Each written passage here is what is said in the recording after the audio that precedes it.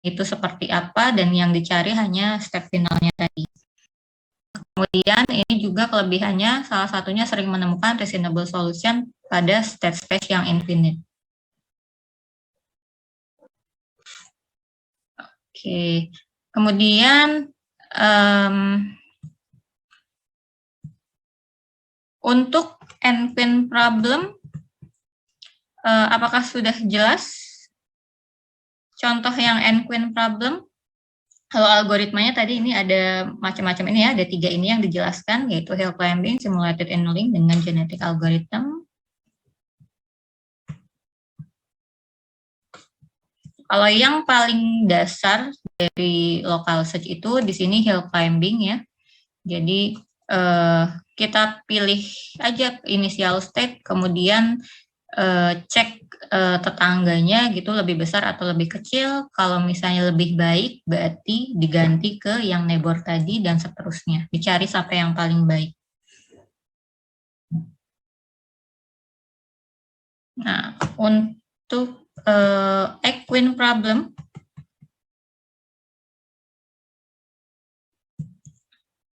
kalau angka-angkanya ini menunjukkan apa?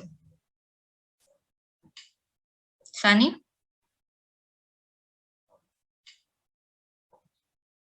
San? Ada suaranya nggak, San?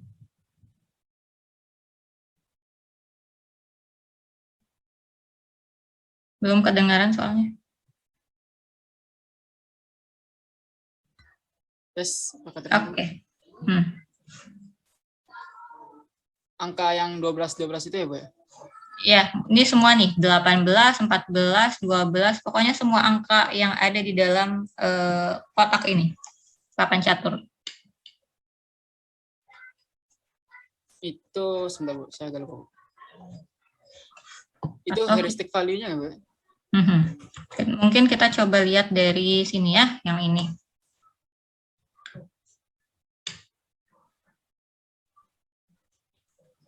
1E, 2F, 3G itu apanya? Lokasi state-nya. Posisi ratunya. Oke, posisi ratu berarti 1E di sini ya. 1E ada di sini, kemudian 2F ada di sini untuk masing-masing ratu, makanya di sini ada 8 ya posisinya. Nah, kemudian cara menghitung angka-angka yang di sini sudah paham?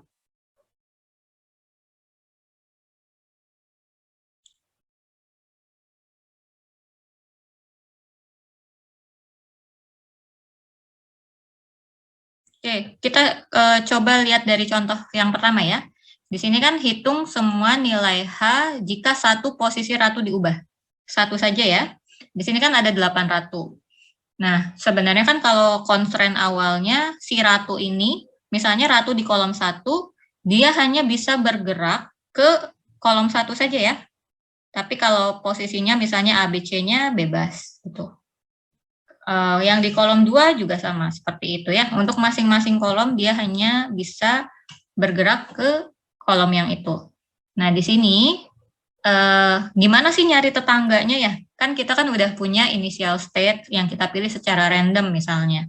Nah, bagaimana kita pilih tetangganya? Cara milih tetangganya misalnya di sini kita mengubah satu posisi ratu saja. Satu posisi ratu saja. Artinya di sini untuk yang pertama kita pindahkan hanya ratu di kolom 1. Hanya ratu di kolom 1 kita pindahkan, itu bisa pindah ke A, bisa pindah ke B, bisa pindah ke C, D, kemudian F, G, H ya. Nah, untuk masing-masing itu ketika pindah kita hitung H-nya. H-nya itu apa? Tadi hanya banyaknya konflik ya. Misalnya kita hitung di sini 1E dirubah ke 1D gitu ya. Dipindah ke sini, nah dihitung berapa banyak konfliknya kalau si ratu ini posisinya di 1D. Seperti itu. Nanti tinggal dihitung, ternyata H-nya adalah 15. Nah, ini dihitung untuk semua. Ketika dipindah ke A berarti 18, ketika dipindah ke B 14, dan seterusnya ya. Nah, kemudian gimana ketika kita menghitung posisi kedua? Yang ini ya, posisi ratu yang kedua. Nah, kita tetap untuk yang tadi yang satu, yang pertama, berarti balik lagi ke awal ya. Kita anggap dia masih di titik awal. Jadi makanya di sini hitung semua nilai H jika satu posisi ratu yang diubah. Jadi makanya berturut-turut kita cek kalau posisi ratu yang di kolom 1 berubah, nilainya berapa, posisi ratu di kolom 2 berubah, nilainya berapa, dan seterusnya. Makanya didapat angka-angka ini ya. Sampai sini ada yang ditanyakan? Jelas, Bu. Oke. Sekarang bagaimana kita memilih neighbor selanjutnya? Nah, ini kita pakai nilai H yang terkecil. Nah, di sini kan nilai H yang terkecilnya yaitu 12 ya, yang warna hijau. Nah, yang warna hijau ini kalau kita lihat kan masing-masing nggak ada di semua kolom ya. Jadi di kolom 1 nggak ada 12, tapi di kolom 2 ada 2 gitu ya. Nah, gimana kita menentukan posisinya yang terkecil 12 ini? Nah, ini berarti kita lihat dari kolom 1 nggak ada 12 ya, berarti yang ratu 1 ini tetap di 1E. Ini ya, 1E. Kemudian yang di kolom 2 berarti ada 2 pilihan, yaitu di 2A dengan 2C. Makanya di sini yang nomor 1, sorry. Ini harusnya 2C ya. Ini 1E, 2A, 3G, dan seterusnya. Yang keduanya harusnya 1E, 2C ya ini. 2C, 3G, dan seterusnya. Oh enggak, ini karena yang 7H yang diambil ya. Ini. Jadi salah satu yang hijau. Tapi kalau dia ada 2, misalnya ya tadi 1E, 2A, 3G, berarti yang keduanya yaitu 1E, 2C, 3G, dan seterusnya. Itulah kenapa di sini ada 8 pilihan ya. Bukan karena ratunya ada 8, tapi karena tadi yang 12 ini ada 8 banyaknya. Jadi kalau dikombinasikan ada 8 posisi. Oke, sampai sini ada yang ditanyakan? Oke, kita coba lanjut. Nah, tadi kan ada 8 pilihan, artinya untuk step selanjutnya kita harus pilih salah satu. Sebenarnya bisa dengan random dan sebagainya ya. Ini misalnya kita pilih random, nah itu jadi state current yang selanjutnya. Nah, seperti itu dicek terus sampai H-nya lebih besar ya, sampai H-nya tidak lebih baik lagi. Kan ini semakin kecil H-nya semakin baik ya. Jadi ketika nilai H current-nya misalnya 12, kalau nilai H yang neighbor-nya, yang next-nya itu adalah lebih dari 12, berarti lebih buruk, makanya iterasinya berhenti. Seperti itu kalau hill climbing.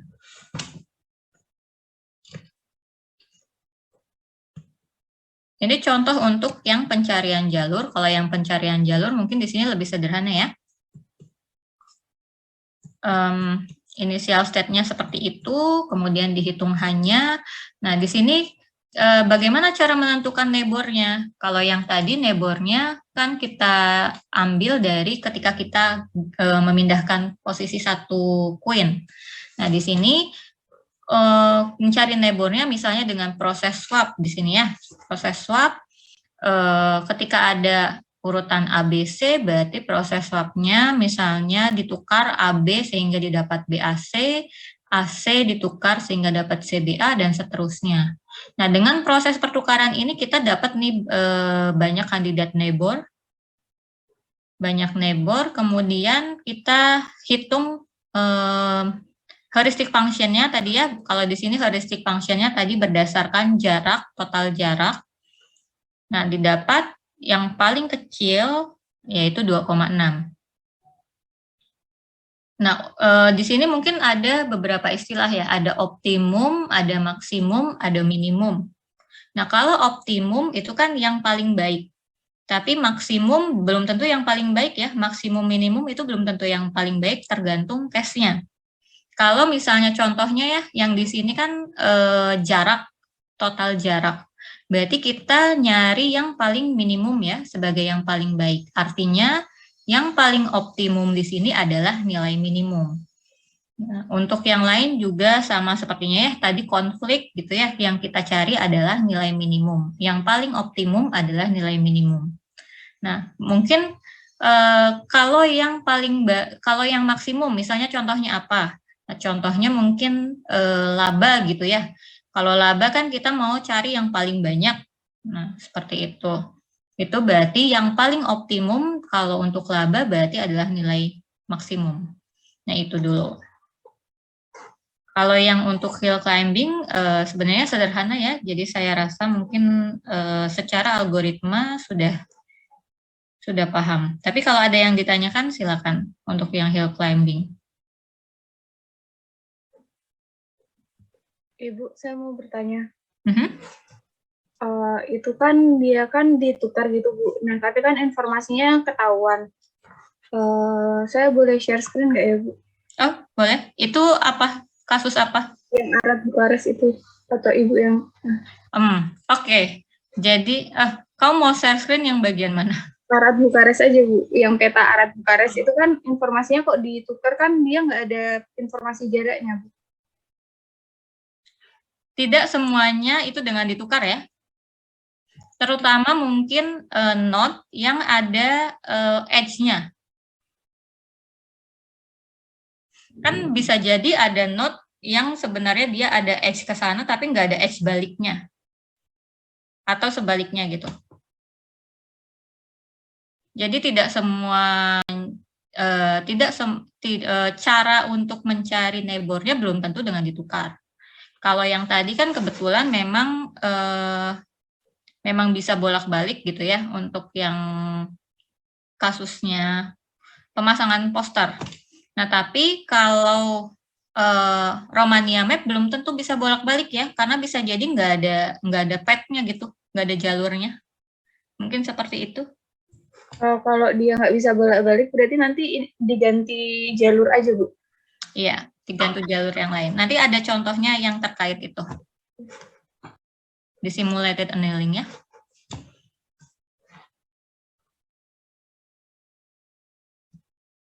Bisa jadi random atau bisa jadi urutan abjad dan lain-lain. Yang penting harus memenuhi yang jalur itu ya, jalurnya nggak boleh putus. Dan jalurnya harus dari Arad ke Bukares.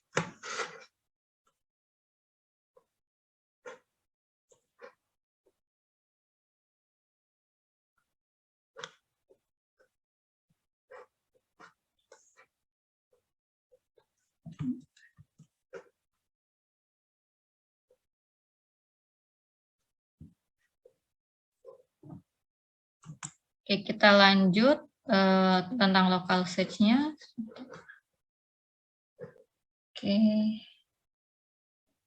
Oke, sekarang kekurangannya apa hill climbing?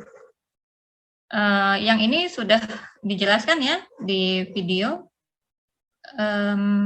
Kalau gitu saya mau coba tanya Sita.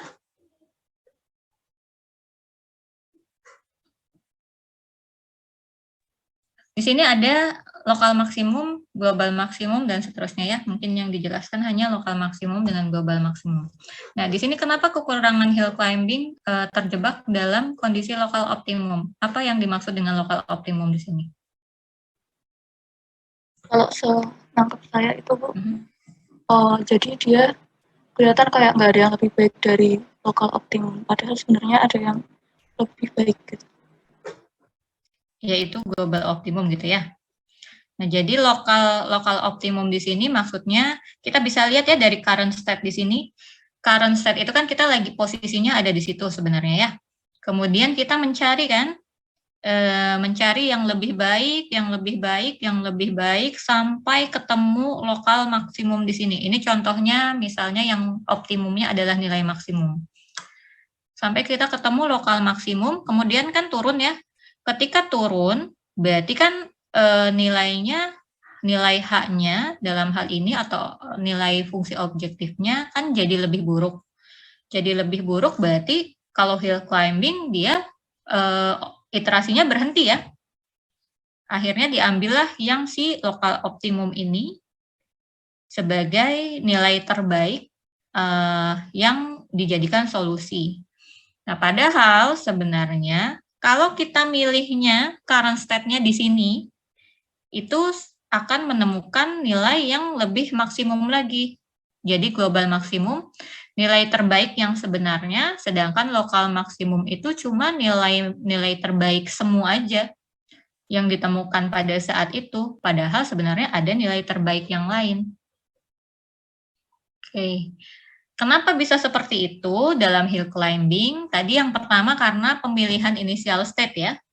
Kita milih initial state-nya random.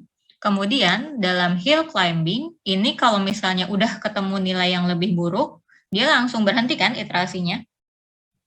Tadi seperti yang saya ilustrasikan ketika kita current state-nya di sini, kemudian kita ketemu nilai terbaik nih yang di lokal maksimum. Setelah itu turun, artinya dia berhenti dan udah mengembalikan ini sebagai solusi. Bedakan dengan kalau kita ngambil initial state-nya di sini misalnya. Ini sebenarnya jadinya kan kalau kita ngambilnya di sini bisa jadi kita langsung dapat global maksimum lebih cepat. Gitu. Itu kekurangan dari hill climbing. Nah kalau yang lain ini ada shoulder, ada flat local maksimum, itu juga bisa dilihat ya dari gambarnya. Kalau shoulder itu maksudnya dia di sini kan misalnya kita ambil current state di sini ya. Kemudian ini kan naik-naik sampai ketemu di sini, terus habis itu tetap gitu ya. Nah biasanya kan kita bingung apakah akan berhenti atau enggak. Nah itu shoulder. Nah kemudian kalau flat local maksimum di sini juga hampir sama ya dengan yang shoulder. Seperti itu. Makanya pemilihan current state dalam hill climbing ini bisa jadi sangat menentukan penemuan solusinya. Selain yang initial state, juga kan kalian ketemu di sini yang milih ya, seperti yang di end queen. Ini kan ada untuk milih yang state selanjutnya itu kan ada banyak kandidatnya ya di sini. Ada 8 kandidat. Kita kan sebenarnya hanya milih satu. Nah ini mungkin ketika kita milih state yang lain bisa jadi kita menemukan solusi lebih cepat atau bisa jadi malah ketemunya lokal optimum seperti itu. Itulah kelemahan dari hill climbing. Ada yang ditanyakan?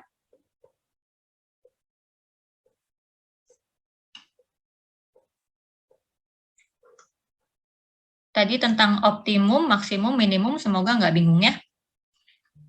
Kalau optimum berarti memang yang paling baik, tapi kalau maksimum, minimum itu tergantung nilai. Izin bertanya, Bu. Ya. Berarti kalau untuk dapat global maksimumnya itu harus dicoba semua kemungkinan ya, Bu? Kalau pakai metode apa nih? Oke, kalau pakai hill climbing memang agak susah ya, karena ya itu ketika kita milih initial state di tertentu aja, kita bisa menemukan solusi yang mungkin berbeda tadi, karena bisa jadi itu hanya lokal maksimum. Nah, sebenarnya salah satu hill climbing sendiri bisa dimodifikasi gitu, misalnya kita bisa ngecek H+1-nya gitu, jadi nggak cuma yang setelahnya, tapi beberapa setelahnya, atau yang lain sih. Tapi kalau hill climbing yang aslinya ya berarti hanya seperti itu, memang kelemahannya dia sangat rentan terhadap lokal optimum ini ketika kita milih current state atau initial state yang berbeda.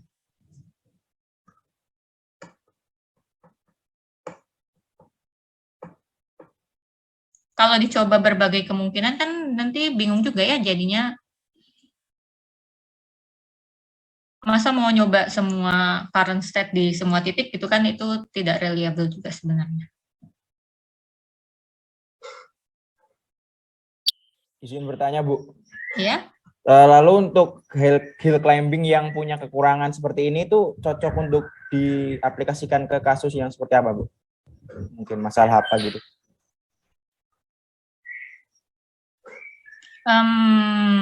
Ya. Tadi salah satunya yang infinite sih. Itu secara umum local search ya. Tapi kalau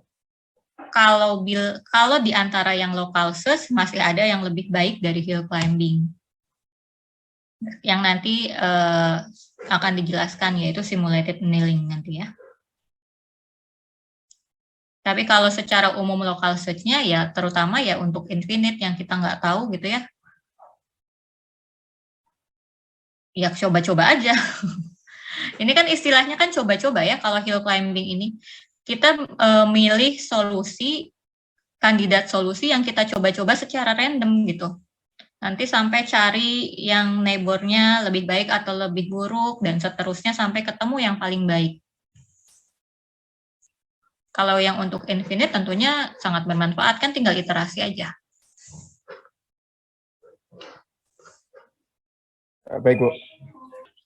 Oke, untuk hill climbing sudah cukup mungkin ya.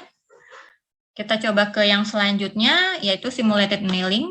Jadi kalau konsep dasarnya dia sebenarnya dari metalurgi, itu atau di sini namanya proses annealing. Jadi memanaskan terus sampai temperatur tinggi kemudian mendinginkan bertahap ya.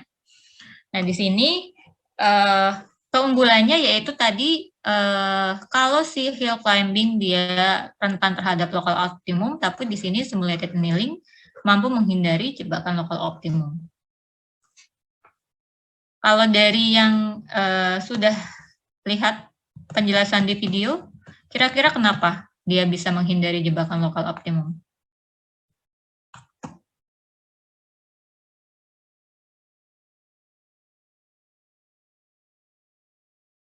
Neighbor terburuk?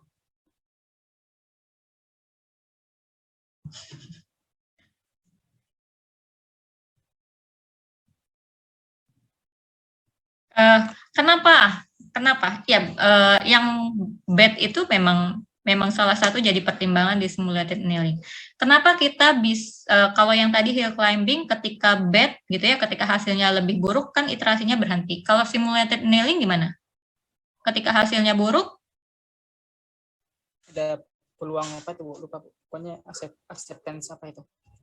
Ya, di sini ada acceptance probability ya.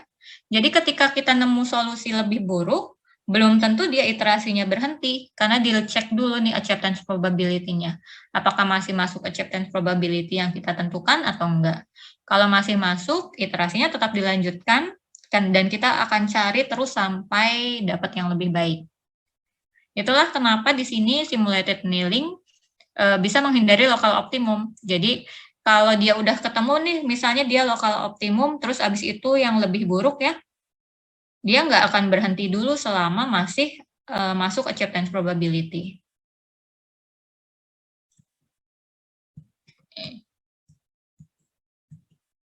Nah, ini contohnya dalam TSP ya, yang masih jarak juga di sini. Yang parameter yang ditentukan ini yang pertama yaitu temperatur tadi ya. Nah, temperatur biasanya kita pilih yang paling tinggi, bisa 100 atau bisa lebih tinggi lagi ya, tergantung sebenarnya case-nya. Karena ini parameter, jadi ya tidak ada ketentuan khusus itu nilainya harus berapa. Karena semua bergantung dari problemnya. Nah, di sini misalnya di temperatur startnya yaitu 100, kemudian kita tentukan N-nya 1, bisa jadi N-nya misalnya 0, default-nya kalau sesuai pseudocode dan yang lain. Nah, kemudian di sini kita punya fungsi schedule ya. Fungsi schedule itu fungsinya untuk menurunkan suhu atau temperatur secara gradually atau secara bertahap di sini. Ini hanya contoh fungsi schedule yang sederhana. Jadi TI plus 1 atau temperatur selanjutnya itu sama dengan alfa kali TI. Alfanya misalnya di set 0,5, ini parameter juga ya, jadi tidak ada ketentuan alfanya harus berapa.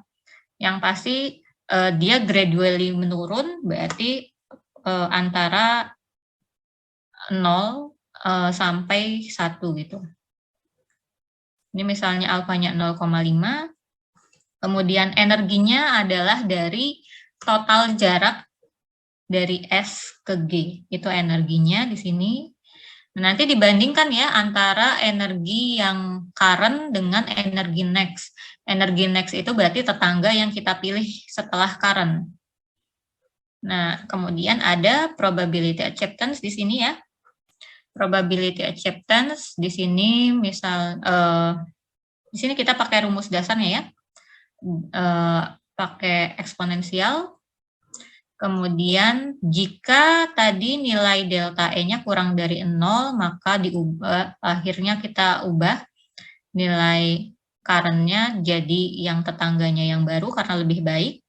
Jika tidak, maka dicek tadi probability acceptance-nya masih masuk ke probability yang kita terima, acceptance yang kita terima atau enggak. Kalau masih, berarti kita bisa lanjutkan iterasi. Oke, mungkin teman-teman juga pernah membandingkan antara yang di sini dengan yang di pseudocode. Kalau di pseudocode di sini lebih dari 0 ya. Tapi kalau tadi di TSP ini kurang dari 0. Jadi ini balik lagi ke yang tadi optimum itu. Dia lebih besar atau lebih kecilnya, itu kan tergantung case-nya ya. Karena ini case-nya kita mau nyari nilai yang paling minimum, yang paling baik, maka di sini delta E-nya kurang dari 0. Dan E-nya minus delta E per T. Tapi kalau kita case-nya adalah maksimum gitu ya, mencari nilai yang maksimum itu adalah yang paling baik, maka di sini delta E-nya lebih dari 0. Jadi semoga nggak bingung di bagian sini ya. Intinya adalah nyari ketika nilai next-nya lebih baik, itu kita ubah untuk iterasi selanjutnya nilai current-nya menjadi nilai next yang lebih baik itu. Oke, sampai sini ada yang ditanyakan? Oke, kita coba lihat yang iterasi 0 ya. Yang iterasi 0, ini misalnya kita buat random initial state seperti ini, S, A, B, E, F, G gitu ya. Ini hampir mirip seperti Romania map ya, berarti ya. Ada path-nya. Kalau kita lihat di sini, tidak bisa sembarangan swipe ya. Karena kalau sembarangan swipe, bisa jadi nanti jalurnya nggak ada gitu. Misalnya kita swipe antara A sama B kan nggak bisa ya. Dari S nggak bisa langsung ke B gitu, karena nggak ada jalurnya. Jadi di sini yang harus dilihat adalah jalurnya gitu, nggak bisa sembarangan swipe. Nah, kemudian next-nya misalnya kita pilih S, A, D, E, F, G gitu ya. Jalur ini, kemudian dihitung, dibandingkan, dan didapat yang next ternyata lebih baik karena lebih minimum ya. Di sini nilainya, nilai total cost-nya atau total jaraknya. Makanya iterasinya dilanjutkan, nilai current itu yang sekarang adalah jadi si next yang tadi lebih baik. Nah, kemudian schedule-nya digunakan untuk apa? Fungsi schedule-nya ini digunakan untuk menurunkan suhu tadi ya. Jadi T yang awalnya 100, kemudian kita masukkan ke fungsi schedule, akhirnya T selanjutnya yaitu 50. Makanya di I selanjutnya, ini current-nya yaitu tadi ya, yang next yang baru, yang current-nya dari next yang lebih baik sebelumnya, kemudian energinya 17, kemudian T-nya di sini sudah jadi 50 ya. Nah, ini dihitung lagi, misalnya kita dapat neighbor selanjutnya yaitu ini, next-nya.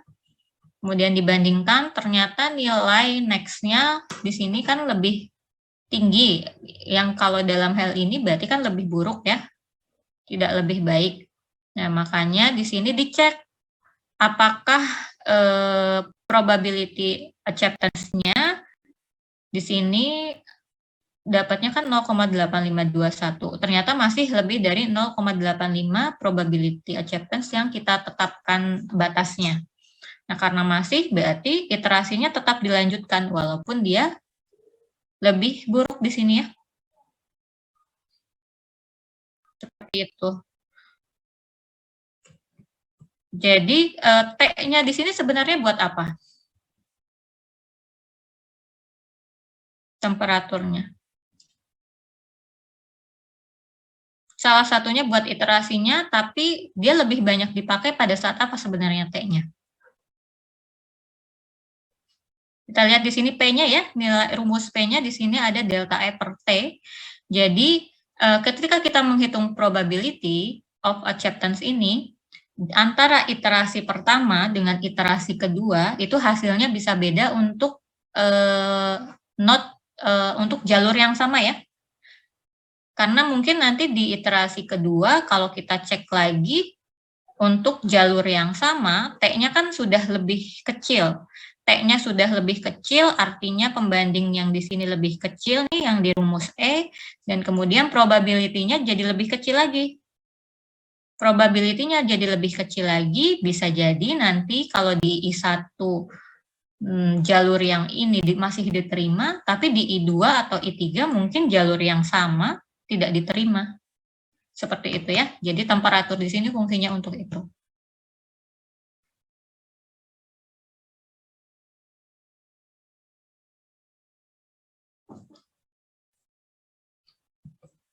Semoga sudah jelas ya. Izin bertanya, Bu. Berarti T tadi semakin kecil menandakan ketika udah dilewati, oh ini kesempatan yang keterima lebih kecil lagi atau gimana, Bu? Untuk jalur yang sama ya maksudnya ya? Iya, Bu. Iya, untuk jalur yang sama bisa jadi, ya berarti kan karena dia T-nya jadi lebih kecil, otomatis probability-nya jadi, probability untuk dia di-accept-nya semakin kecil ya.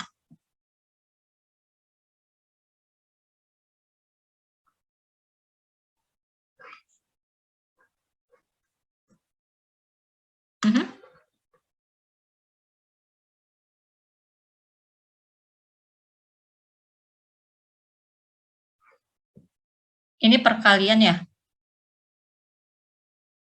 Fungsi schedule-nya itu sebenarnya ini fungsi schedule-nya nggak harus kayak gini ya.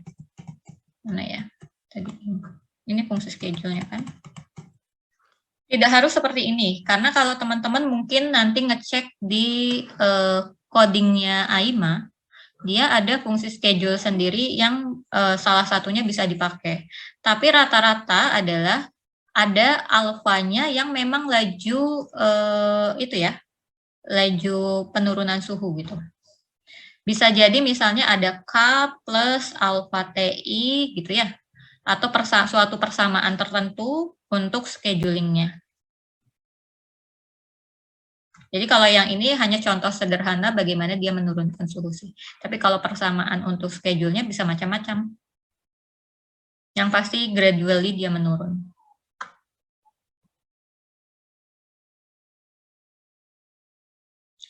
Ini ya, delta E per T yang pakai eksponensial. Dia konsepnya dari metalurgi itu. Nah, untuk di sini kan ada, kalau ini kan saya tentukan ya 0,85 batas untuk dia di-accept gitu ya, diterima sebagai solusi. Tapi sebenarnya mungkin kalau teman-teman nanti lihat contoh yang lain gitu, contoh penerapan simulated annealing yang lain, ada juga yang menerapkan si batasnya ini pakai angka random gitu. Yang penting angka random dari 0 sampai 1. Nah, itu juga ada yang seperti itu. Tapi kalau di buku AIMA-nya sebenarnya tidak ada contohnya sih untuk yang simulated annealing. Izin bertanya, Bu. Ya. Berarti kalau untuk simulated annealing ini, untuk misal kita menyelesaikan suatu kasus, berarti T-start, alpha, sama batas P-nya itu udah diketahui ya, Bu? Bukan kita menentukan sendiri? Start sama goal-nya gitu maksudnya. Gimana? Ya, T-start sama Tn, terus alfanya sama batas. T ya. T-start kita yang tentukan di awal, tapi ya itu.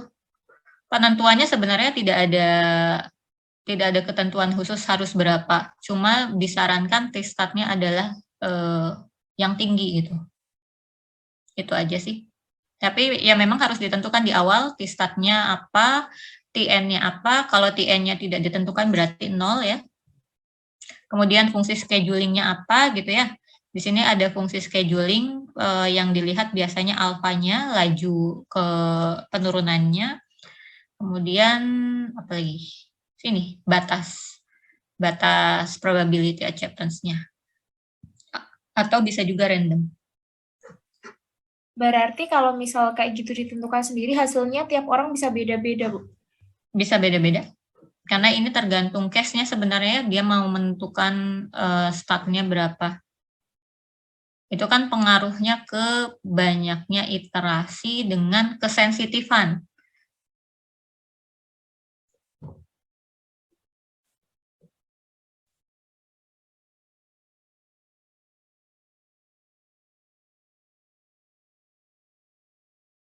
Kalau fungsi schedulingnya misalnya di alfanya lebih kecil gitu ya, berarti kan nanti iterasi penurunan suhunya lebih lambat, iterasinya lebih banyak gitu misalnya, dan seterusnya.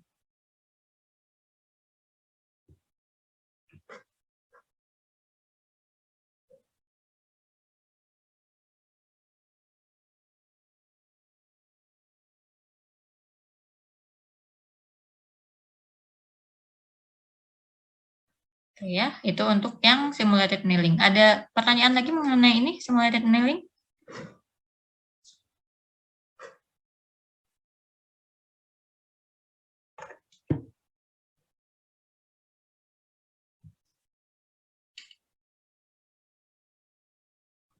Oke, kalau gitu saya lanjut ke yang algoritma selanjutnya ya, di sini genetic algorithm. Jadi kalau sebelumnya kita fokus ke algoritma penyelesaian solusinya, tapi kalau di genetic algorithm sebenarnya lebih ke bagaimana kita menambah individu baru, melakukan crossover, mutasi gitu ya, untuk membuat individu baru, atau kita mengenerate data baru gitu. Jadi genetic algorithm lebih ke mengenerate data baru. Kenapa kita mau mengenerate data baru?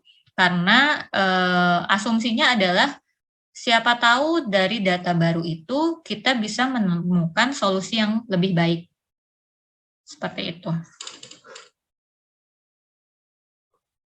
Kalau di yang sebelumnya kita pakai yang namanya objective function, kalau di sini sebutannya yaitu fitness ya, fitness function.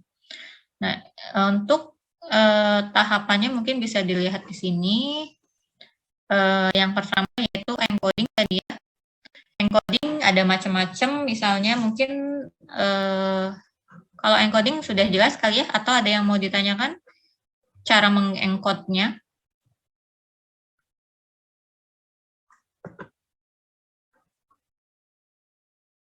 Kalau tidak, saya coba langsung masuk ke contohnya di sini. Nah, ini encodingnya tadi pakai value encoding ya. Kita punya suatu persamaan AX pangkat 5 dan seterusnya gitu ya. Jadi koefisiennya adalah A, B, C, D, E, X. Makanya kromosomnya di sini ada 6 gitu ya. Jadi kalau 0, 0, 0, 2, 3, 5 artinya A-nya 0, B-nya 0, C-nya 0, D-nya 2, E-nya 3, F-nya 5. Seperti itu. Nah, kemudian di sini kita pakai fitness function-nya yaitu sum square error. Kalau sum square error sepertinya teman-teman sudah biasa pakai ya di statistik. Kemudian ini contoh membandingkannya antara dua kromosom, SSN-nya berapa. Nah, mungkin yang perlu tadi kan metode seleksinya kita pakai itu ya, SSE. Ini sebenarnya ada beberapa metode seleksi yang lain. Tidak saya jelaskan satu-satu karena ini sebenarnya bukan berarti dia lebih baik atau lebih buruk, tapi hanya metode seleksi yang lain. Tergantung dari case yang mau kita pakai. Nah, untuk cara membuat data barunya gitu ya, individu barunya. Yang pertama yaitu ini dengan crossover di sini ya. crossover itu jadi mengkombinasikan dari parent X dan Y, misalnya di sini, misalnya dari masing-masing parent ini kita bagi 2 bagian, nanti masing-masing di crossover, di sini dihasilkan offspring X dengan offspring Y. Jadi offspring X itu 3-nya dari X, kemudian 4 yang belakang dari Y, dan seterusnya ya. Ini crossover. Nah, kemudian mutasi ini contohnya adalah dia perubahan bit. Jadi kromosomnya kita ubah di bit kedua, misalnya tadinya 0 jadi 1 gitu. Nah, itu salah satu teknik crossover dengan mutasi. Kalau teknik yang lainnya bisa dilihat di sini. Misalnya kalau crossover bisa juga pakai arithmetic gitu ya. Arithmetic itu berarti kita melakukan operasi antara parent X dengan parent Y, misalnya bisa ditambahkan secara biner dan seterusnya, itu juga boleh. Kemudian mutasi, misalnya mutasinya kalau tadi hanya flip bit ya, bisa juga mutasinya dengan kita pakai distribusi tertentu, uniform atau Gaussian, untuk mengubah kromosomnya. Nah, ini ada probabilitas mutasi dengan probabilitas crossover. Tadi kan kita membuat mutasi, membuat individu baru dari mutasi, dari crossover, kita bisa tentukan probabilitasnya dia bisa dimasukkan sebagai individu baru itu seberapa besar. Kemudian ukuran populasi juga jadi parameter penting, karena semakin besar ukuran populasinya tentu semakin banyak juga individunya ya yang dicek. Mungkin seperti itu untuk genetik algorithm. Ada yang ditanyakan?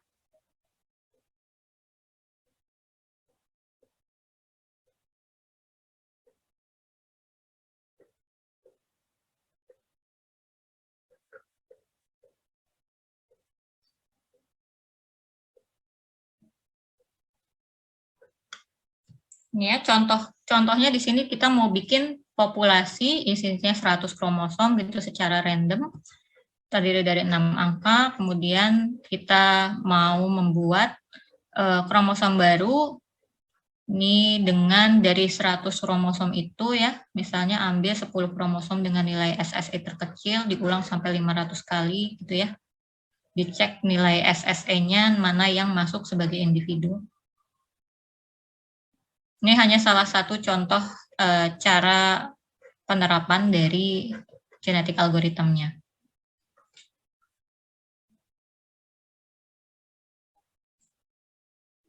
Fokusnya lebih ke membuat individu baru itu, terus kita seleksi mana yang masuk.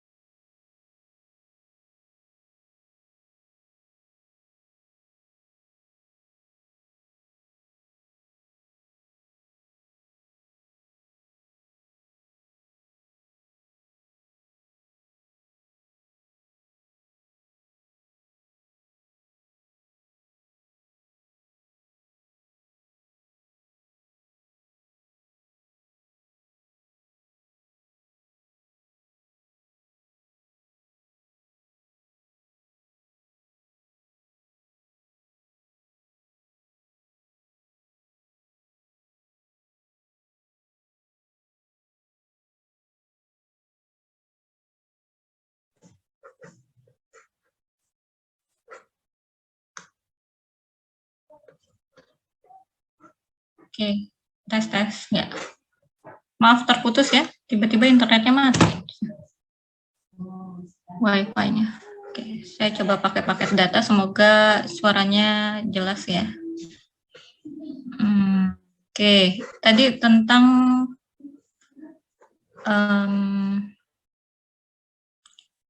genetic algorithm ya terakhir.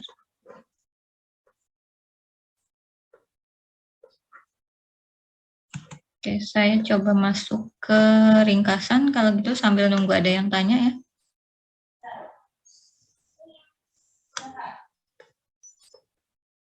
Oke, di sini jadi tadi kita sudah belajar tentang local search.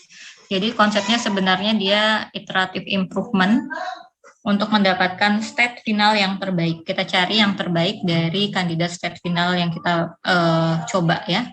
Kita coba-coba banyak kandidat state final untuk cari yang terbaik. Kemudian kelebihannya tadi menggunakan lebih sedikit memori dibandingkan dengan yang uninformed dengan informed, dan sering menemukan reasonable solution pada state space yang infinite. Kemudian ada 3 algoritma yang sudah diperkenalkan, yaitu hill climbing, simulated annealing, dengan genetic algorithm. Untuk hill climbing, dia konsep dasar dari local search-nya di sini diterapkan ya, iterative improvement, dengan mencari state tetangga yang lebih baik, namun rentan terjebak dalam local optimum. Karena tadi kalau ketemu nilai yang lebih buruk, dia langsung berhenti ya. Sedangkan simulated annealing mengatasi yang tadi jebakan local optimumnya, yaitu dengan acceptance probability yang kita tentukan.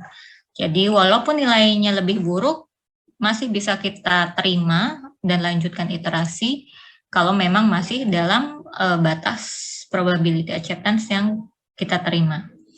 Kemudian genetic algorithm lebih fokus ke membuat individu barunya. Jadi alasannya adalah karena siapa tahu bisa mendapatkan solusi yang lebih baik dari data yang memang sebelumnya nggak ada. Oke, nah untuk responsinya, oke, ini coba terapkan hill climbing algorithm untuk kasus Romania Map, karena setiap orang mungkin bisa beda-beda ya hasilnya. Jadi mungkin ada yang ketemu solusinya, atau bisa jadi ada yang nggak ketemu solusinya gitu ya. Jadi yang saya lihat bukan sampai ketemu solusinya, tapi saya mau lihat prosesnya mulai dari iterasi pertama. Kalau misalnya butuh banyak iterasi untuk sampai ke solusi, minimal 3 iterasi pertama. Ya, jadi saya mau lihat prosesnya mulai dari initial state sampai menghitung heuristic function-nya, membandingkan dengan state neckbore-nya ya, untuk iterasi pertama, kedua, dan ketiga minimum. Tidak perlu sampai ketemu solusi. Mungkin itu untuk responsinya, tadi yang ditanyakan.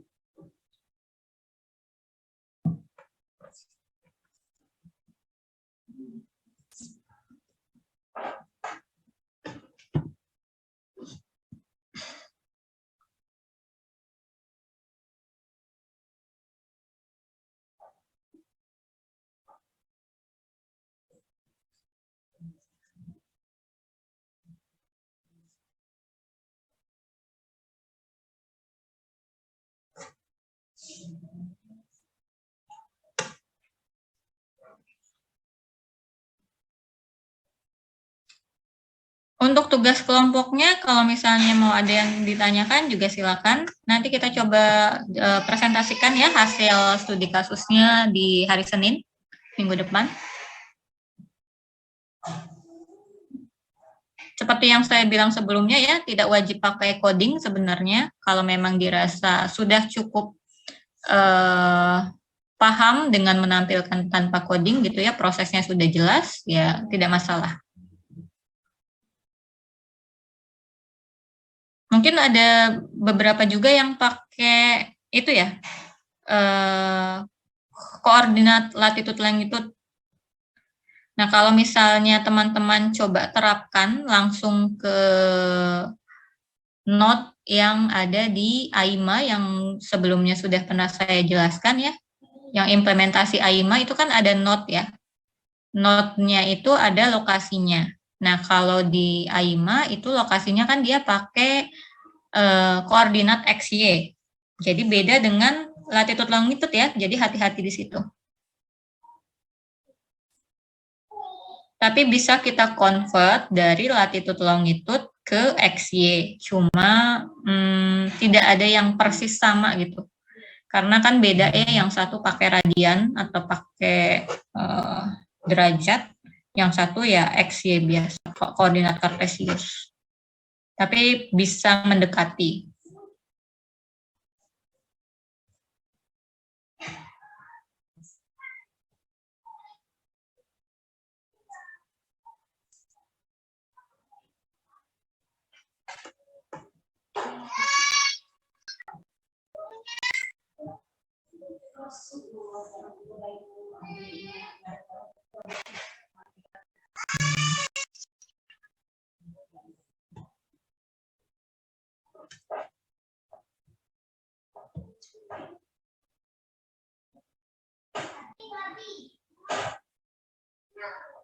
Oke, sudah jelas responsi tugas kelompok materinya? Oke ya. Kalau sudah jelas, mungkin saya akhiri untuk pertemuan hari ini ya. Silakan dikerjakan responsinya, tidak perlu sampai solusi, tiga iterasi pertama cukup kalau memang belum ketemu solusinya.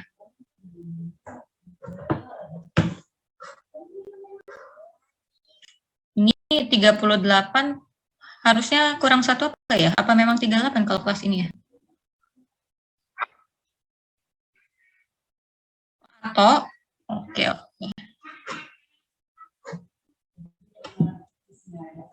Oke, kalau gitu jangan lupa di-upload ya untuk responsinya. Terima kasih banyak untuk hari ini. Semoga bermanfaat. Kalau misalnya masih ada yang ditanyakan juga bisa disampaikan lewat email ya, baik itu untuk tugas kelompok ataupun responsi misalnya. Kemudian hari Senin depan kita akan coba presentasi studi kasus kelompoknya. Yang penting nanti laporan PDF-nya ya, kalau presentasinya dibebaskan. Mungkin itu untuk hari ini. Terima kasih banyak. Assalamualaikum warahmatullahi wabarakatuh. Waalaikumsalam. Terima kasih, Bu.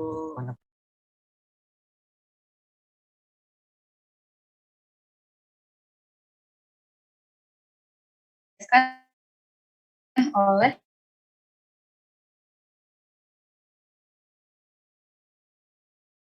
teman saya Fitri. Ingat ya, itu tuh dia akan ekspansi ke samping.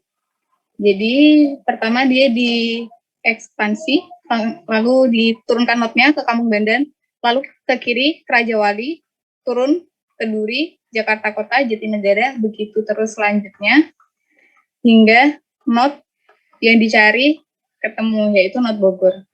Nah, dari sini kita bisa tentukan jalurnya, yaitu jalurnya dari Tanjung Priuk, Kampung Bandan, Jakarta Kota, Manggarai, Citayam, dan Bogor.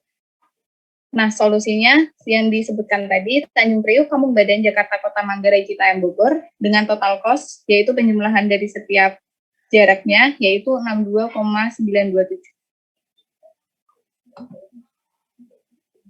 Selanjutnya adalah algoritma uniform cost search. The initial state dari uniform cost search kali ini kita mulai dari Tanjung Priuk sama seperti sebelumnya. Lalu evaluation function dari algoritma ini adalah total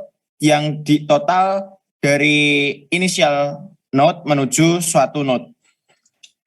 Dari Tanjung Priuk kita ekspansi menjadi Kampung Bandan dan Raja Wali, dan bisa kita lihat di sini evaluation function-nya Kampung Bandan memiliki total cost yang lebih kecil yaitu 6,751, sehingga kita ekspansi Kampung Bandan. Kampung Bandan kita ekspansi menjadi Jakarta Kota dan Duri. Di sini kita memiliki 3 pet aktif yaitu Duri, Jakarta Kota, dan Raja Wali, sehingga kita lihat yang paling kecil adalah Jakarta Kota. Jakarta Kota kemudian kita ekspansi menuju Manggarai. Nah, di sini Duri, Manggarai, Raja Wali yang memiliki pet terkecil, total cost terkecil adalah Raja Wali, sehingga kita ekspansi Raja Wali menjadi Jatinegara.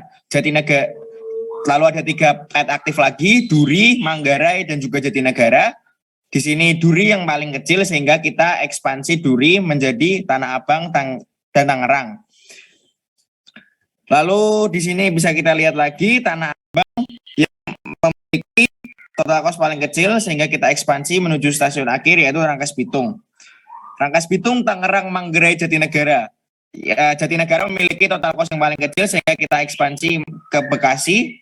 Lalu di sini kita bisa lihat bahwasanya Manggarai memiliki total cost yang paling kecil sehingga kita ekspansi Manggarai yaitu menuju stasiun Citayam. Di sini kita bisa melihat bahwasanya Tangerang punya total cost yang paling kecil sehingga kita ekspansi Tangerang, akan tetapi karena Tangerang adalah stasiun tujuan akhir kita tidak bisa mengekspansinya lagi. Lalu tersisa Bekasi, Citayam, dan Rangkas Bitung. Kita ekspansi Bekasi karena sama seperti Tangerang, Bekasi adalah stasiun akhir, kita tidak bisa mengekspansi Bekasi lagi. Lalu tersisa Citayam dan Rangkas Bitung, kita pilih Citayam. Dan kita lihat bahwasanya Nambu di sini memiliki total cost yang paling kecil sehingga kita akan mengekspansi Nambu, tapi tidak bisa diekspansi ke stasiun yang lebih lanjut lagi karena ini adalah stasiun akhir. Terakhir kita menemukan tujuan kita yaitu stasiun Bogor dengan total cost 62,927 dan ini adalah jalur yang didapatkan dengan algoritma UCS dengan node yang diekspansi 13 dan node hasil ekspansi 14. Solusinya adalah Tanjung Priuk, Kampung Bandan, Jakarta Kota, Manggarai, Citayam, dan Bogor dengan total cost 62,927 km. Selanjutnya akan dijelaskan oleh rekan saya. Nah, untuk selanjutnya yaitu greedy best first search. Next. Di mana fungsi heuristik yang digunakan yaitu jarak garis lurus dari setiap stasiun ke goalnya yaitu Bogor. Next. Nah, dimulai dari Tanjung Priuk sebagai open list. Next. Di mana dipilih Tanjung Priuk, kemudian diekspansi menjadi Kampung Bandan dan Raja Wali yang memiliki heuristik terkecil yaitu Raja Wali sehingga Raja Wali diekspan. Ini di antara Kampung Bandan dan Jatinegara yang memiliki heuristik terkecil yaitu Jatinegara sehingga Jatinegara diekspan. Dan kemudian didapatkan open listnya Kampung Bandan, Manggarai, Bekasi yang memiliki heuristik terkecil yaitu Manggarai sehingga Manggarai diekspan. Kemudian di antara yang ada di open list yang memiliki heuristik terkecil yaitu Citayam sehingga Citayam diekspan. Kemudian di antara yang ada di open list yang memiliki heuristik terkecil yaitu Bogor sehingga Bogor dikunjungi. Kemudian ternyata setelah dicek Bogor merupakan goal sehingga didapatkan solusi akhir Tanjung Priuk, Raja Wali, Jatinegara, Manggarai, Citayam, dan Bogor dengan total node hasil ekspansi 11 dan total node yang diekspansi ada sebanyak 6. Nah, di mana solusi akhir yang didapatkan dari metode greedy best first search yaitu Tanjung Priuk, Raja Wali, Jatinegara, Manggarai, Citayam, Bogor dengan total cost 64,713. Baik, berikutnya adalah algoritma A-star search. Next.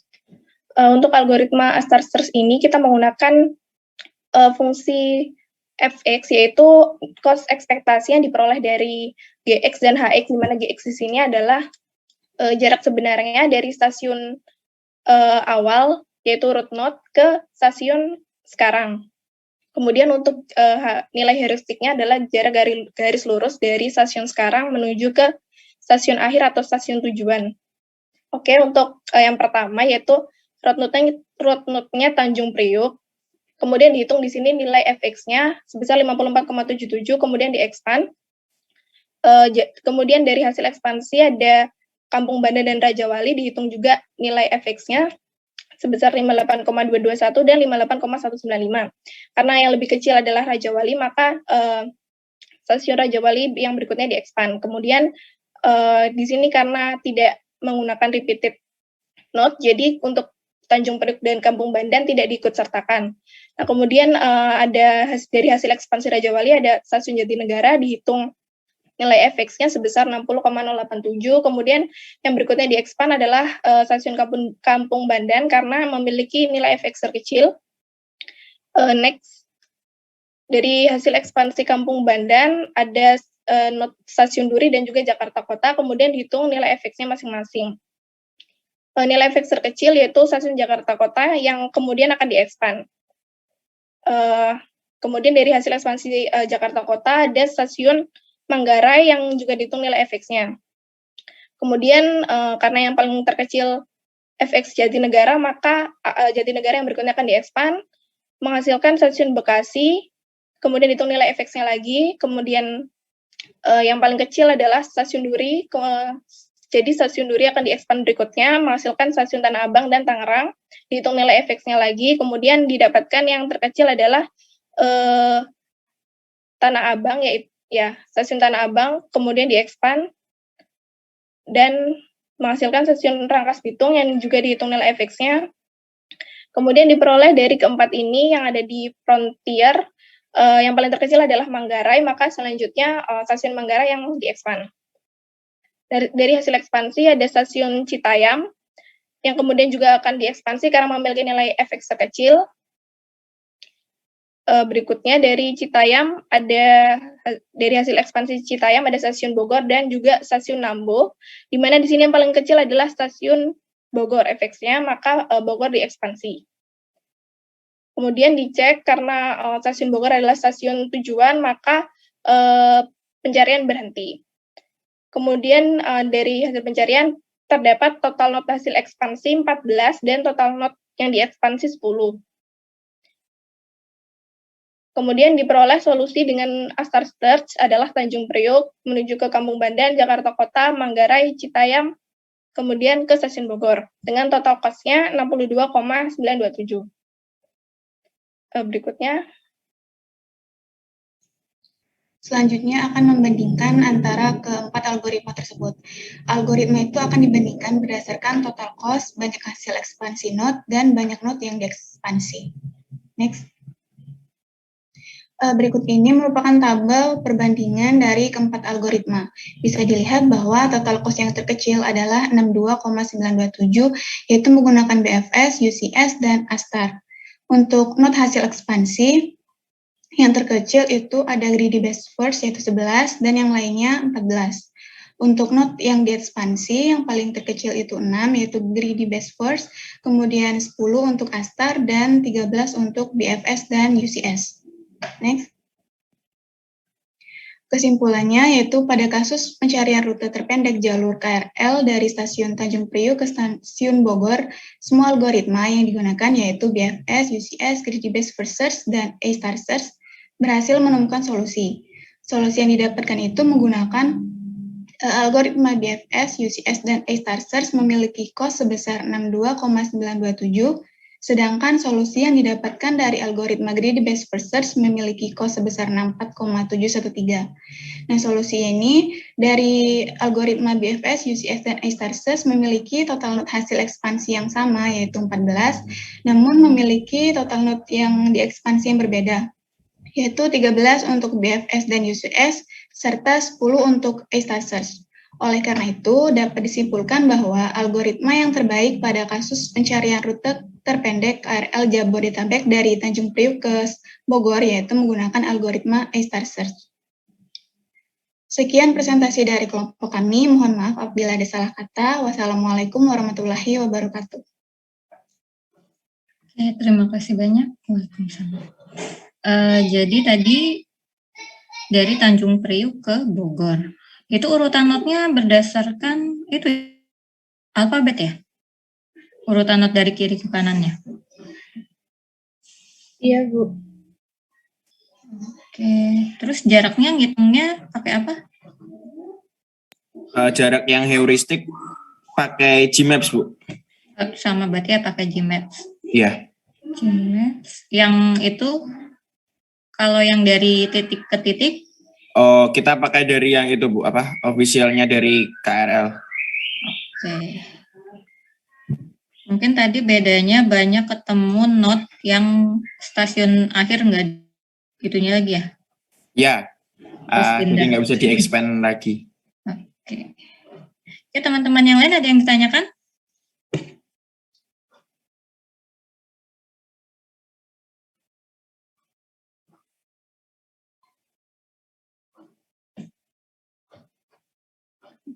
Makanya tadi saya agak bingung kenapa dari Citayam, Bogor dulu baru Nambo. Ternyata itu dulu ya. Pakai alfabet.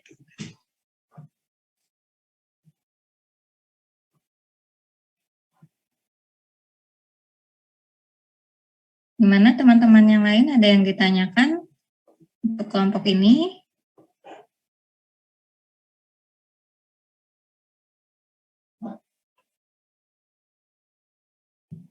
Oke, kalau tidak ada, berarti terima kasih banyak untuk presentasi kelompoknya ya.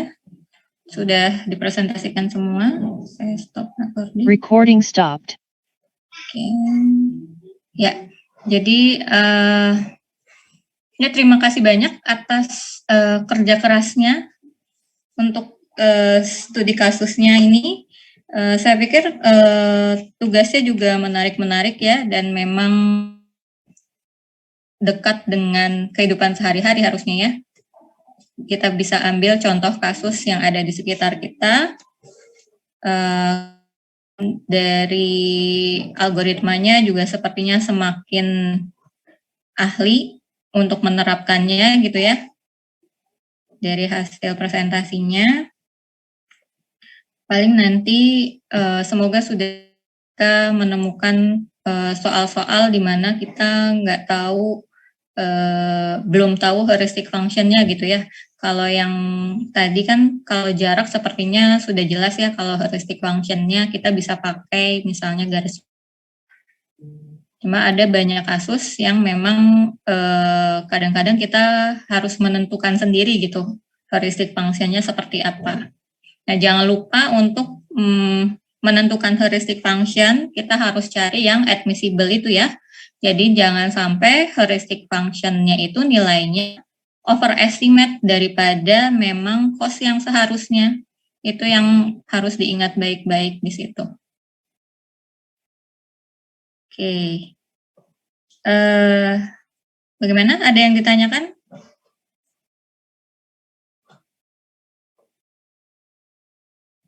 Oke, kalau tidak ada, ini masih ada 20 menit. Sebenarnya ada satu materi untuk hari ini.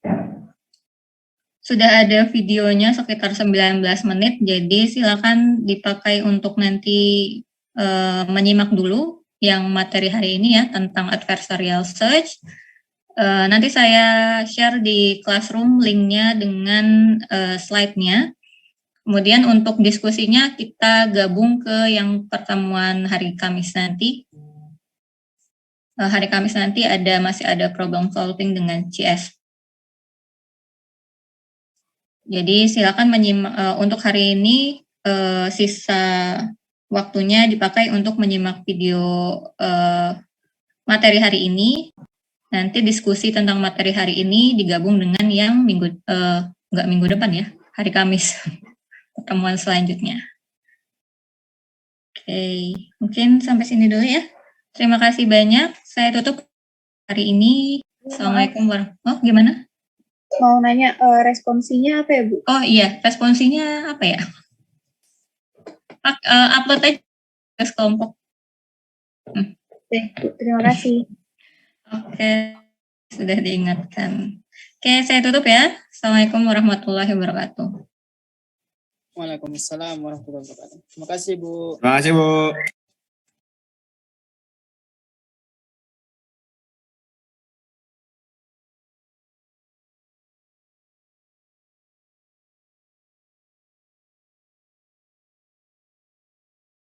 Iya. Ngambek, Bert. Albert sakit hati.